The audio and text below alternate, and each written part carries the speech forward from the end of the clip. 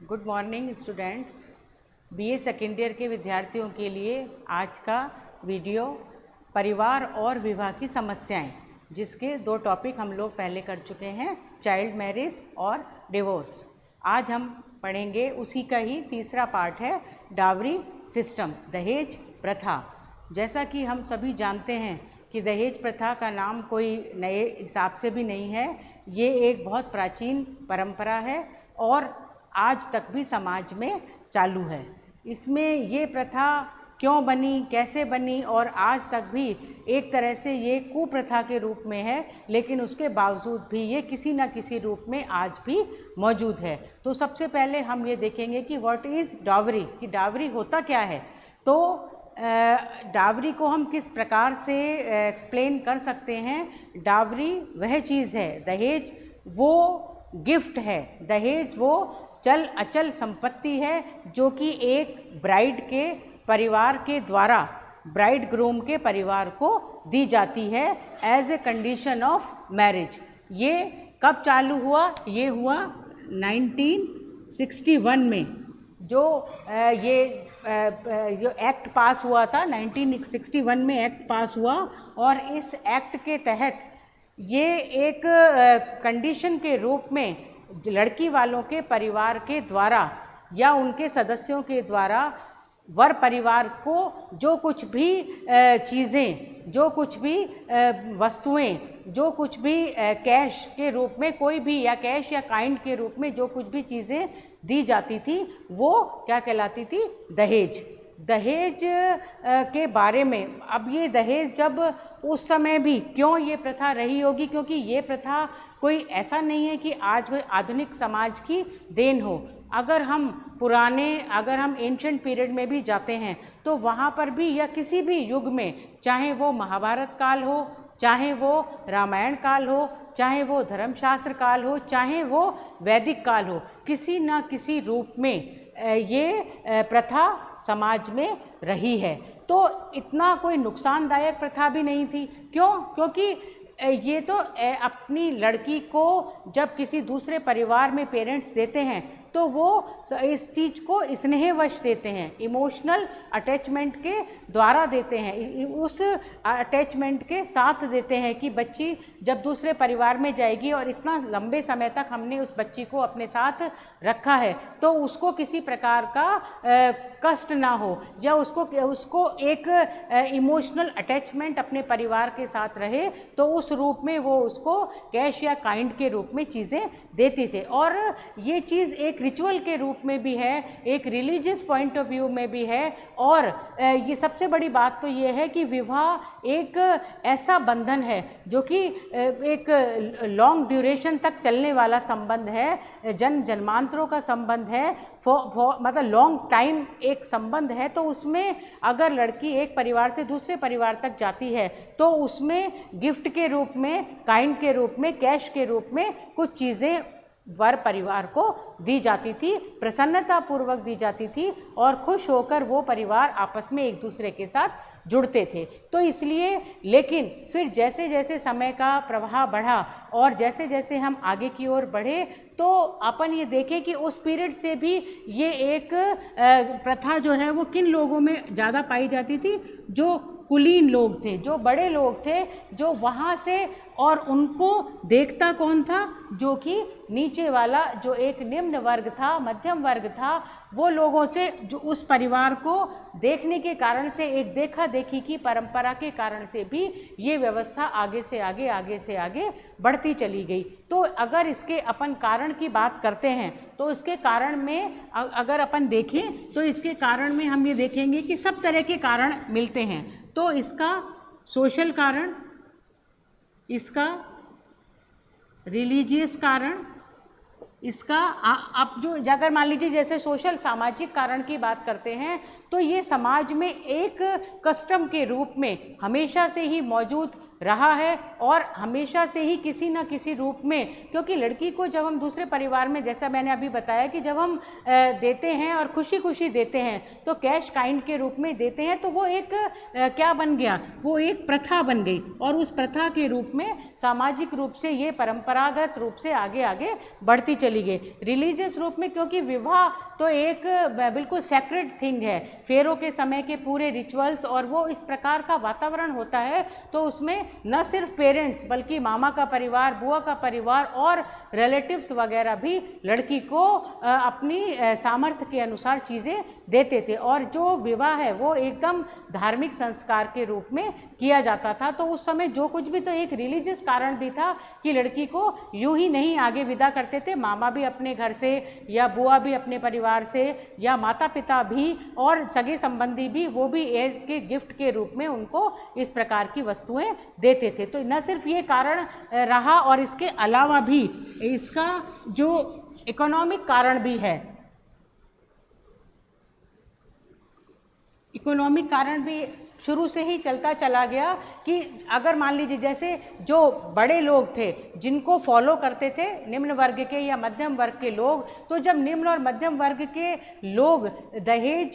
को नहीं जुटा पाते थे या उनके पास इतना सामर्थ्य नहीं होता था, तो वो क्या करते थे कि वो एक साथ ग्रुप में भी मैरिज कर देते थे, या अगर कोई उनके परिवार में किसी प्रकार का और कस्टम होता था तो उस समय भी वो लड़की की शादी उस समय कर दिया करते थे। तो आर्थिक तंगी भी दहेज का एक कारण रहता था कि व्यक्ति ये सोचता था कि ये फंक्शन तो हो रहा है, तो जो रिलेटिव्स को या पास पड़ोस को अगर उस समय तो बुलाना है ही, तो उस समय लड़की की शादी कर दी जाए, तो उस समय उनका भले ही वो बच्ची की वो उम्र हुई भी हो या नहीं भी हो, तो ये भी एक कारण रहा था। इसके अलावा एरिया भी एक कारण था कि जो एक लिमिटेड एरिया हुआ करता था जिसमें कि उनका जो रिसोर्स थे वो बहुत लंबे दूर तक नहीं होते थे, तो उस समय अगर उनको कोई परिवार मिलता भी था और ऐसा उनको लगता था कि इससे शादी कर सकते हैं, तो वो इधर उधर से कर्ज लेकर भी वो एक शादी कर लेते थे। तो उसके कारण से, दहेज के कारण से कई बार तो जो इससे पुराने वाला जो टॉपिक मैंने पढ़ाया था बाल विवाह, वह भी एक समस्या के रूप में साथ में आ जाता था। और उस समय ये सोचा जाता था कि लड़की की उम्र भी अगर नहीं है तो भी वो जो है वो उसकी शादी कर देते थे। तो ये कुछ कारण ऐसे थे जो कि दहेज प्रथा को लंबे समय तक आगे से आगे बढ़ाते चले जा रहे थे। अब उसका इफेक्ट क्या हुआ, दहेज प्रथा का जो इफेक्ट क्या हुआ, ये प्रथा तो 1961 से दहेज प्रथा निरोधक अधिनियम बना हुआ तो है, दहेज प्रथा का अधिनियम उस जमाने से पारित हुआ और 1986 में इसको रिवाइज्ड भी किया गया। लेकिन आप ये देखेंगे कि उस समय एज ए कंडीशन विवाह के समय कुछ वस्तुओं को देने का चलन था, लेकिन यहाँ पर आते आते तक आप स्थिति ये हो गई कि लोग एक दूसरे से प्रतिस्पर्धा, कंपटीशन हो गया कि इसने इतना पैसा दिया, इसने इतना दिया, अब इतना तो करना ही है। तो इस प्रकार की कुछ कुप्रथाएं साथ साथ इसके अटैच होती चली गई।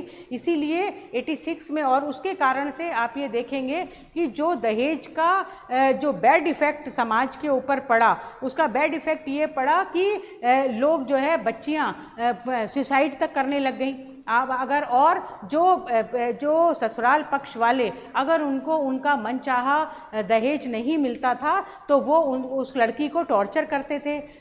और इसके कारण से कई बार फ्रॉड वगैरह के भी केसेस सामने आए। इसीलिए 1986 में उसको रिवाइज्ड किया गया और टाइट किया गया, क्योंकि अपन ये देखते हैं कि अगर अपन के किसी पड़ोस के या किसी रिश्तेदार के घर पर बहुत अच्छा दहेज का सामान आया तो मन में ही हो जाता है कि मेरे क्यों नहीं। तो कुछ इस प्रकार की परंपरा ऐसी चलती चली गई जिसके कारण से दहेज जो है, जो एक प्रेम और सामर्थ्य के अनुसार देने जैसी चीज़ थी, वो किस में बदल गई, एक बैड कस्टम में बदल गई, जो एक जिसने कि लड़की को सुसाइड करने के लिए प्रोत्साहित करने लग गई, जिससे कि जो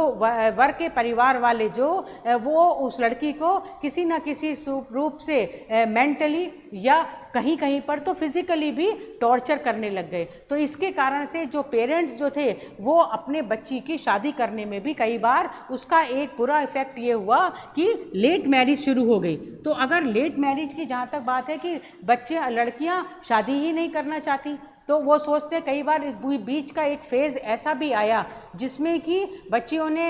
ये मन में एक डर और भय बैठ गया, क्योंकि कुछ समय ऐसा टाइम पीरियड भी रहा जिसमें कि दहेज के कारण बहुत ज़्यादा हत्याएं हुई, तो उसके लड़कियों या सुसाइड केसेस हुए, और उसको मतलब अगर मर्डर भी हुआ और उसको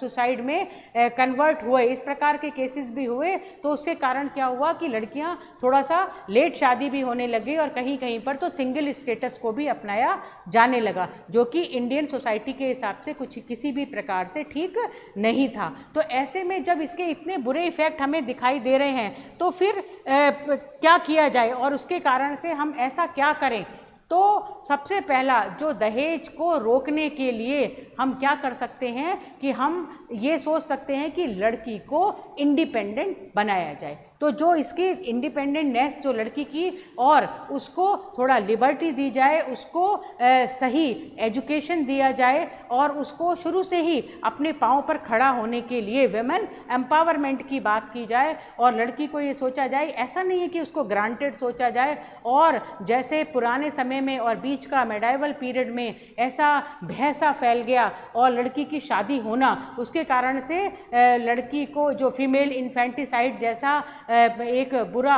कृत्य भी समाज में इतना लंबे समय तक हुआ और लड़की को भ्रूण हत्या के रूप में सामने आया। तो ऐसी कुप्रथाएं समाज में ना फैलें, तो उसके लिए सबसे ज़्यादा महत्वपूर्ण ये है कि वुमेन एजुकेशन के प्रति हमारा रुझान ज़्यादा होना चाहिए और लड़की को अपने पाँव के ऊपर खड़ा होना, और उसको तब तक उसकी शादी नहीं करें जब तक कि लड़की अपने पाँव पर ना खड़ी हो जाए। या लड़कों की भी एजुकेशन के प्रति पूरी तरह अगर साइमल्टेनियस उधर भी अगर वो लड़का अपने पाँव पर खड़ा होगा तो पेरेंट्स को शायद इस प्रकार की ग्रीड महसूस ना हो कि कई बार अपन को देखने में आता है कि जब अगर लड़का